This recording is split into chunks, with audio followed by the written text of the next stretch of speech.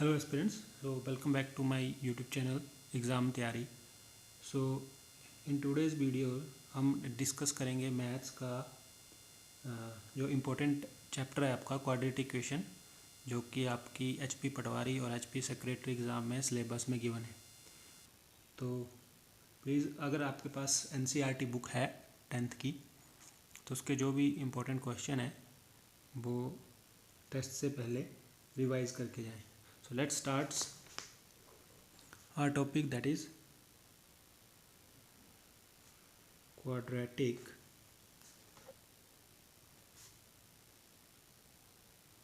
equation। Okay, तो इस chapter में क्या किस तरह के क्वेश्चन आ सकते हैं। पहले फर्स्ट है, you have to know about the quadratic equation. जब भी आपके पास वेरिएबल की पावर 2 होगी, this is known as are quadratic equation. Clear. तो जब भी आपके पास वेरिएबल जो होगा आपके पास इसकी पावर 2 होती है, तो ऐसी इक्वेशन को हम क्वाड्रेटिक इक्वेशन बोलते हैं। ठीक है। जब भी वेरिएबल की पावर सिंगल हो, मीन्स 1 हो, तो वो होता है हमारे पास लीनियर। ठीक है। और जब पावर 3 हो तो वो होता है क्यूबिक। बट अब आज हम डिस्कस कर रहे हैं quadratic equation that is power 2। तो इसमें कैसे क्वेश्चन आते हैं, फर्स्ट आपको नेचर ऑफ रूट्स से रिलेटेड क्वेश्चन आएंगे। फॉर एग्जांपल एक हमारे पास क्वेश्चन है x² - 3x - 10 = 0। So this is our question, this is a quadratic equation. ठीक है।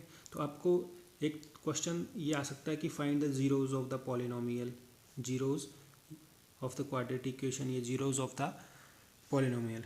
सेकंड आ सकता है find the value of x। तो एक ही बात है, जब भी आपके पास ये तो जीरो पूछी हो या वैल्यूज ऑफ x पूछो, तो आपने सिंपली x की वैल्यू ही फाइंड आउट करनी है। ठीक है।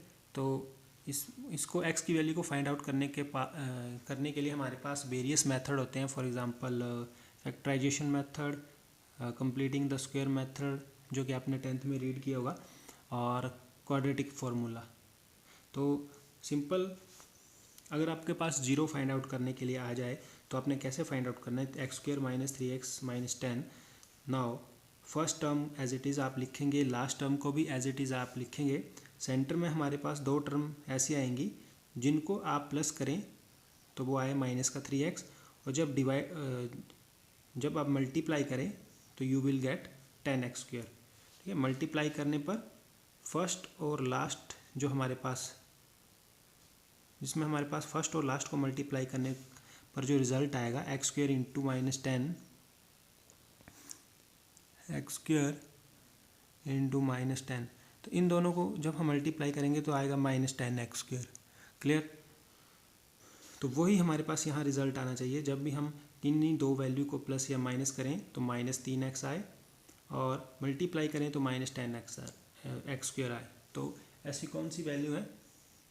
तो आप वैल्यू फाइंड आउट करने के लिए क्या कर सकते हैं, यू हैव टू इनके फैक्टर फाइंड आउट करने हैं आपने। 2 × 5 10। तो 5 और 2 ऐसी वैल्यू है जिनको हम माइनस करेंगे तो 3 आ सकता है, और 5 को 2 से मल्टीप्लाई करेंगे तो 10x² आ जाएगा। बट आपने ये ध्यान रखना है कि माइनस कहाँ लगेगा, हमारे पास ग्रेटर डिजिट के साथ, तभी हमारे पास -3x आएगा। नाउ x, अब नेक्स्ट स्टेप में आप क्या करेंगे कि x यहाँ से फर्स्ट टू वैल्यू से आप कॉमन फाइंड आउट करोगे, लास्ट से भी आप कॉमन फाइंड आउट करोगे। तो यहाँ पे आप देख लीजिए, यहाँ 2x² है, x की पावर 2 है, मीन्स यहाँ थे 2x, तो एक x बाहर आ गया तो अंदर बचा 1x।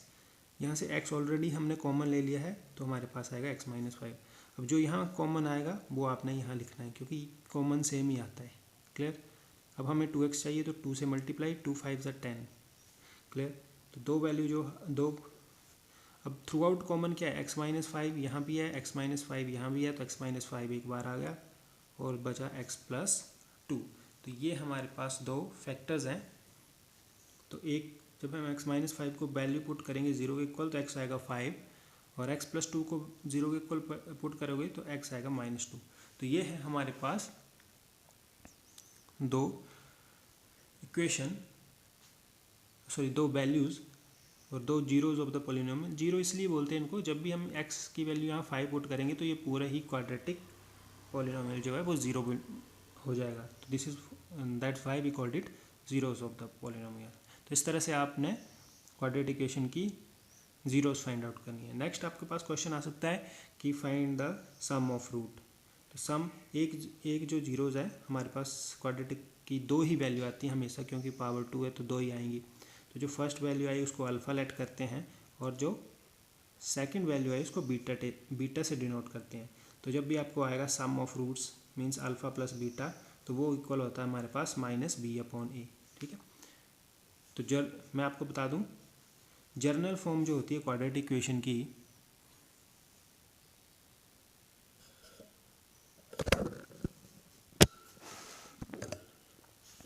तो जर्नल फॉर्म होती है क्वाड्रेटिक इक्वेशन की, that is ax² + bx + c। तो आप ऊपर वाले क्वेश्चन से कंपेयर कर लो। a तो हमारे पास 1 था, b -3 था और c क्या था -10। क्लियर।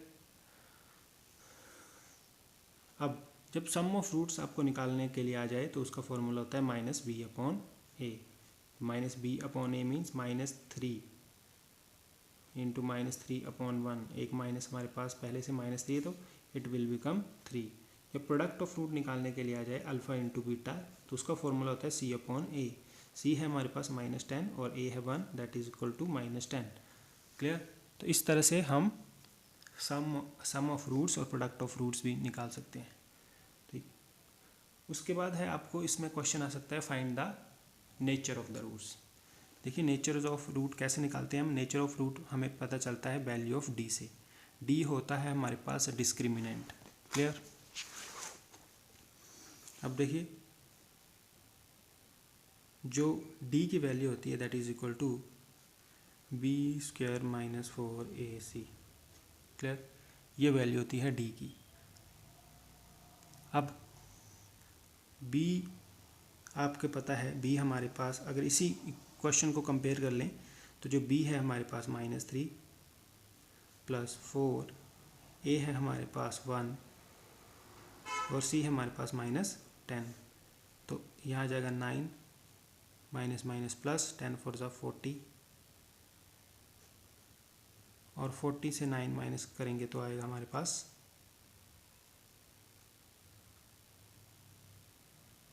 31। क्लियर। तो 31 जब हमारे पास आ रहा है वैल्यू,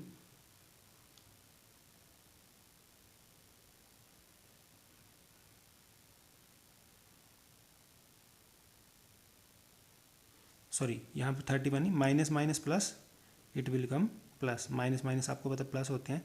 तो 40 + 9 दैट इज इक्वल टू 49। अब देखो डी की वैल्यू आ गई है 49। तो जब भी आपके पास डी एक 49 है, इट मीन्स डी जो है ग्रेटर देन 0 है। जब भी डी हमारे पास 0 से बड़ा होता है तो रूट्स आते हैं हमारे पास रियल।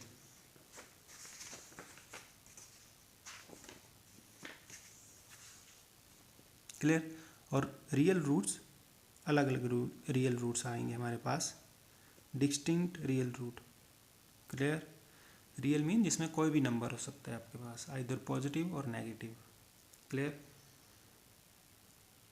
अब अगर डी की वैल्यू आपके पास 0 आ जाती तो हमारे पास क्या आते, इक्वल रूट्स। और कितने इक्वल रूट्स, 2, क्योंकि वैल्यू तो हमारे पास हर बार 2 ही आएंगी क्योंकि ये एक क्वाड्रेटिक इक्वेशन है। उसके बाद अगर डी की वैल्यू लेस देन 0 आ जाती तो हमारे पास आता, इसमें नो रियल रूट्स आते हैं, मतलब इमेजिनरी रूट्स होते हैं इसमें। क्लियर। जिनको हम बोलते हैं इमेजिनरी रूट्स, या बोल सकते हैं नो रियल रूट्स, जो कि आयोटा की फॉर्म में होता है। क्लियर।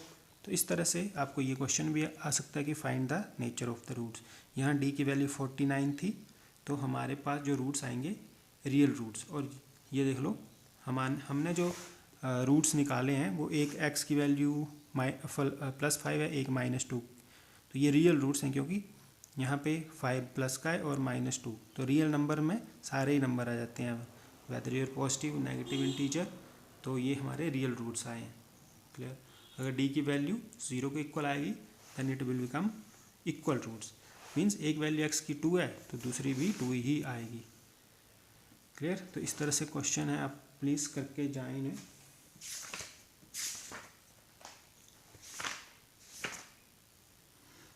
खासकर ये आप जरूर पढ़ लें कि नेचर ऑफ द रूट्स कैसे होते हैं, इनको हम बोलते हैं nature of the roots.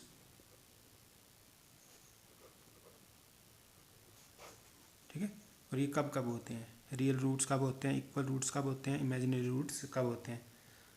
Clear. तो इसमें से आपको ये क्वेश्चन आ सकते हैं। क्लियर।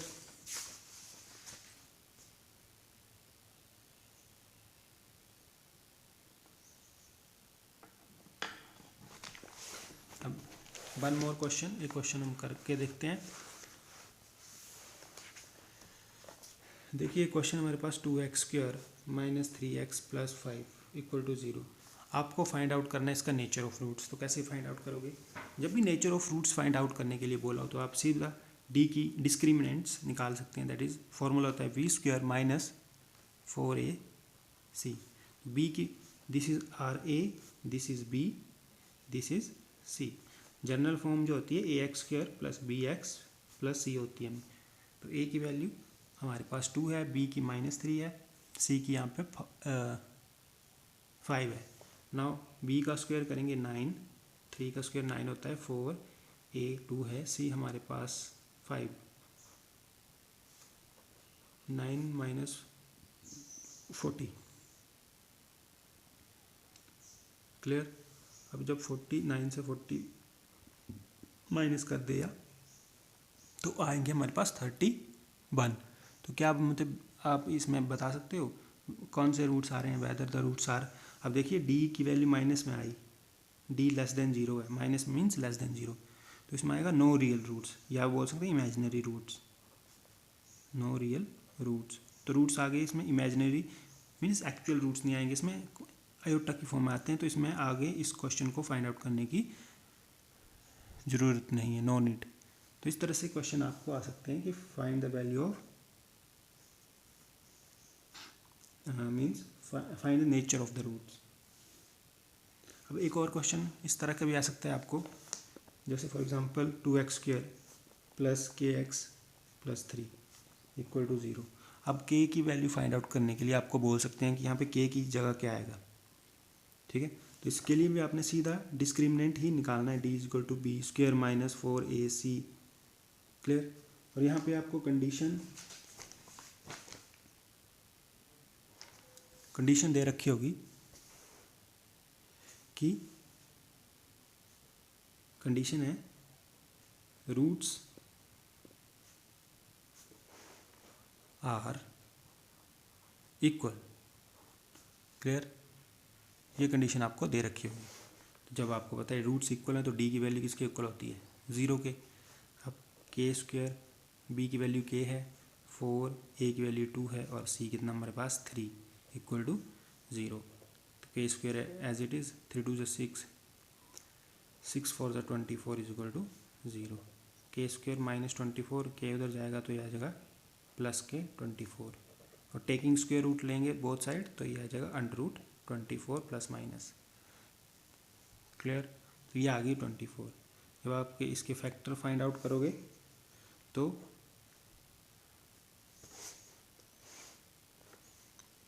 जब आप इसके फैक्टर फाइंड आउट करोगे 24 के, देन 2 12, 2 6, 2 3। क्लियर। तो ये जो है वो पेयर में इट विल बिकम 2 √6 जो है इसके रूट्स आएंगे। तो इस तरह से 3 तरह के क्वेश्चन मैंने आपको बता दिए। You have to find the zeros of the polynomial, जिसमें आपको एक्स की वैल्यू फाइंड आउट करनी पड़ती है। फिर आपको आ सकता है कि find the nature of the roots, जिसमें आपको डी निकालना पड़ेगा। और इस थर्ड जो क्वेश्चन की कंडीशन है जिसमें कि आपको के की वैल्यू फाइंड आउट करनी है। बट जब भी आपको के की वैल्यू फाइंड आउट करने के लिए आएगी, आपको डी का नेचर ऑफ द रूट्स पहले ही गिवन होगा, क्योंकि यहाँ पे आपको पहले से गिवन था कि रूट्स आर इक्वल, इसलिए हमने डी की वैल्यू 0 को इक्वल पुट कर दी। So that's it for today's class. I hope you guys understand. Thank you. Next video में हम नेक्स्ट टॉपिक डिस्कस करेंगे, दैट इज़ लीनियर इक्वेशन, जिसमें कि लाइंस के ऊपर क्वेश्चन है कि लाइन इंटरसेक्टिंग कब होती हैं, पैरेलल कब होती हैं और कोइंसिडेंट कब होती हैं। ठीक है, वो छोटा सा टॉपिक है, वो हम नेक्स्ट वीडियो में डिस्कस करेंगे। Thank you.